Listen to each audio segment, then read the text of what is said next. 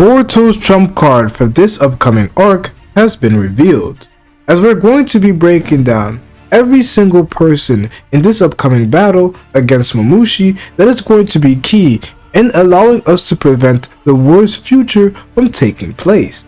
As by analyzing all the abilities of the characters who may be fighting this upcoming arc, we can truly see who are going to be those important people. Boruto's trump card against dealing with a foe like Mamushi. As we know that the future gets dark, but who are going to be those people that are going to prevent it from reaching its worst state?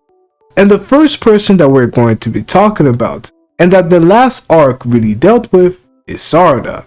As this was the person that Kashinkoji deemed to be such an important character for the future scenarios to come, that Yato's death was going to be all okay if Sarada ended up awakening the Mangekyo Sharingan.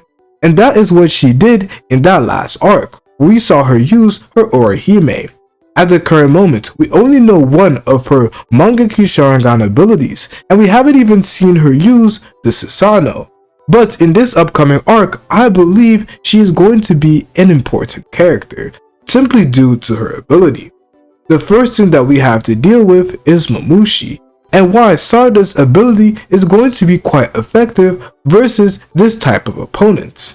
One thing that has been stressed when it comes to Mamushi is the fact that we want Mamushi to get closer and closer with the rest of his clones, so that in theory they're going to be able to hit Mamushi with one big move and destroy all of the clones at once by destroying all of their eyes. If you're capable of disintegrating their entire body, obviously you're going to be able to damage the eye at the same time. And that's why if somebody on Boruto's side has an ability that can do just that, it's going to be quite helpful in defeating Mamushi. And Sarada is definitely a character that can fulfill that role, which is why I personally believe that she's going to be quite important in this upcoming battle. We know that with Sarada's first Mangekyo Sharingan ability, she is capable of spawning these orbs. We know that she's capable of spawning 4 orbs of a specific diameter and size. And with these orbs, she's able to generate her own gravitational powers, which will serve the purpose of essentially getting Mamushi's clones to all be gathered up in one location. That location is going to be that of Sarada's own choosing, as we already know that Sarada can pick and choose not only the location of the orbs, but what exactly those orbs decides to pull in, as we saw illustrated in that first arc. So Sarada can pick and choose which clone to bring in, essentially all the clones, while at the same time not damaging the village by using this ability, as she has selected that Mamushi's clones are going to be the only ones who are going to be drawn in. And using her Orihime ability, after she has a great amount of the clones in one location, she's going to be able to disintegrate all of Mamushi's clones at the same time. Obviously, I don't believe that it's going to be that easy, as we're probably not going to see Mamushi being soloed by Sarada, so there is definitely going to be some complications that we do end up finding in this upcoming arc. But personally, in theory, from what I've currently explained, I do believe that Sarada is one of Boruto's trump cards for this entire arc. And it is the reason why I do believe that we see Hidari end up joining this fight. Not only because Hidari is somebody who is targeted by the Senju, who is being targeted by Hidari, but due to the simple fact that Mamushi may come to realize that Sarada is a threat, and maybe he has a move that can deal with Sarada, but doesn't want to do so simply due to the fact that Hidari's target is Sarada, and thus he would prefer if Hidari ended up being the one to deal with Sarada. So by notifying one of the Senju, he could get Hidari to pop in. Or he could kidnap Sarada and get Sarada to be transported to a different location using the claw marks that are all over his body. And by doing so, he finds a location where Hidari and Sarada can have this ultimate 1v1. Where we end up seeing, just like in that future panel that we did end up seeing when Kashinkoji saw the future, that Sarada ends up fighting versus Hidari. where it appears like Hidari ends up attempting to steal Sarada's Mangekyo Sharingan and finally obtain either the Rinnegan or his own Mangekyo Sharingan abilities that he has been desiring to use alongside his Chidori. So that is what I believe Sarada's role is going to play, where most likely, in my opinion, her ability is going to be something key in this fight. However, due to that being such a strong opposition to Mamushi, Mamushi ends up finding a way to get Sarada out of this battle, and that way is going to be through Hidari. Now, the next person who I believe is going to be very important in this fight is obviously going to be Kawaki, as Kawaki actually has a lot of methods in which he can be quite viable versus an opponent like Mamushi, especially due to the fact that Mamushi spawns various clones. And with the way that we saw Ishiki and Jigen use the various abilities of the Sukuna Hikonen and the Daiko Koden, we have various different methods in which Kawaki, using a bit of creativity and his own personal battle IQ, we could see him implement the chakra rods that we saw Jigen especially utilize versus different opponents in a manner in which is quite useful against Mamushi. And the way that I'm going to be explaining this is by looking at the fights that Jigen had versus Kashin Koji, where at a certain time in this fight, we saw Jigen use the chakra rods in a way that is going to be quite useful for Kawaki in this arc, where we do end up seeing Jigen use the chakra rods on Kashin Koji's eye. Ultimately, it was simply a clone, but now that we notice that the person that Kawaki is going to be fighting in this upcoming arc being Mamushi's clones, we do end up seeing that Mamushi's personal weakness is eye. So an easy way of preventing at least the clones from creating new clones in themselves is going to be in damaging said eyes. And just like we saw Jigen utilize the chakra rods to catch Kashin Koji's clone by surprise and ultimately defeat him, we could see Kawaki utilize this for every one of Mamushi's clones. Now, do I think it's going to be as simple? No, because I personally believe that the clones that we see Mamushi possess are going to be a lot stronger than that of Kashin Koji, or at least the Kashin Koji that fought Jigen, due to the fact that the Shinju have already been showcased to be stronger than the likes of Code.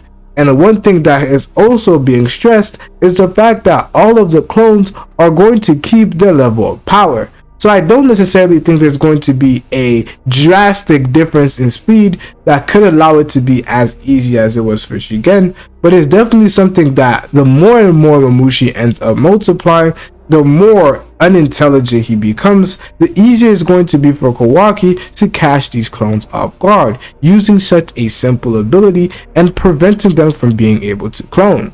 And the one thing that we have to pay attention to is that it doesn't mean that the clone itself is dead, it just means that that clone in particular cannot continue to clone himself. So personally, looking at Mamushi's abilities and the way I believe is going to be utilized is Mamushi is going to go around, maybe a bit like how Pain was going with guerrilla tactics, but each clone is going to be divided into the leaf and is going to start ambushing the leaf and continuously multiplying itself, where ultimately you may have killed a sector of the clones in a specific area, but there's going to be other clones that are also able to clone themselves that are going to be fighting all around the village, which means that multiple different divisions of leaf fighters are going to be important. So Kawaki using the chakra rods to prevent Mamushi's clones from being able to create new clones by damaging their eyes are simply going to affect the clones that Kawaki is fighting in that specific sector. So having multiple different people who can be strong fighters against Mamushi is going to be quite key. But now discussing the person who has actually been foreshadowed the most when it comes to Mamushi, or at least when it comes to future battles, is that of Inojin, and this said ability that we could see Inojin end up mastering. He says he's gonna master it in a day, although we really need him to master it in 2.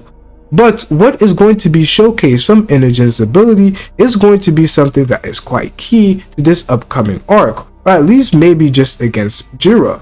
But with Kashin Koji, who says that he wants Inojin to master this ability now, it does tell me at least that this ability is going to be key in the upcoming fight versus Mamushi. So What exactly is that ability going to be? And we actually have some information from Ikemoto himself that may potentially hint at an ability that Inojin may have. As during the release of various different fan art that characters make, which Ikemoto himself then goes by to critique and then redraw with his own art style, we do end up seeing the explanation of a fan ability, an ability that a fan ended up coming with, which Ikemoto ended up reviewing. And when reviewing that ability, he did end up saying that it would be cool if Inojin had an ability that is quite similar to this, which could potentially be hinting that this is an ability that Inojin is currently practicing, or an ability that is going to be similar for Inojin. This is something that it could be true or it could not, or it could be foreshadowing an even future ability for Inojin himself. I don't really understand exactly how this ability works, as this is what is said about the ability. Squeeze the trigger of a gun to instantly discharge a high compression chakra bullet. While tracking the target, the chakra bullet will continue to follow them until it strikes them or another object. And here we have Ikemoto's comment. He says, here we have an entry for a second former ninja star. The competition just keeps getting fiercer. This time, we have an entry with an extremely useful jutsu. If only Inojin could use this, is something I found myself thinking about a lot. Incredibly well done. Now this doesn't necessarily say that this is Inojin's ability, but it does show that Ikemoto did have some liking with said ability, and maybe it could be something that is implemented for Inojin in the future. Due to the timeline of when it's released, some people believe that it is hinting at an ability that Inojin may have, but personally, Ikemoto wouldn't have been aware of this up until this month, or at least last month. And with how I believe the planning is made, Ikemoto is a few chapters ahead in my personal opinion. So the chapter that is currently being drawn has been scripted a while ago. So I believe that Inojin's ability has already been planned, and this is potentially going to be an ability that he could get in the future, or at least something that follows similar property. So what is the ability that I believe that Inojin is going to have? I believe that Inojin's ability is going to grant him the ability to control Mamushi's clones, and he will be able to control multiple different clones at the same time, allowing him to be quite useful versus a person like Mamushi, where maybe he has a max of 5 clones that he is able to control, but it's going to be quite useful in backfiring against Mamushi, as in this case, Inojin may not necessarily have to be standing still or not moving or unconscious, but he is simply just commanding them with basic instructions of things they're supposed to do, or simply flipping their eyelid hood. So whoever Inojin is targeting are going to be the same things that the clones that Inojin has in control are going to be targeting, which is going to be a broken ability. That's the only real thing that I can personally think of when it comes to somebody from the Yamanaka clan, as that's mostly what most of their abilities end up deal with. Either you end up setting a portion of your consciousness into somebody else and taking control of their body, or you end up controlling other people while you stay in your own personal body. That's where I need you guys to let me know what you guys personally think Inojin's ability is going to be. But to personally end up finding out Boruto's trump card when it comes to his own abilities, you have to watch this video right here as I describe exactly how Boruto's sword is going to come to be and what his abilities is going to have.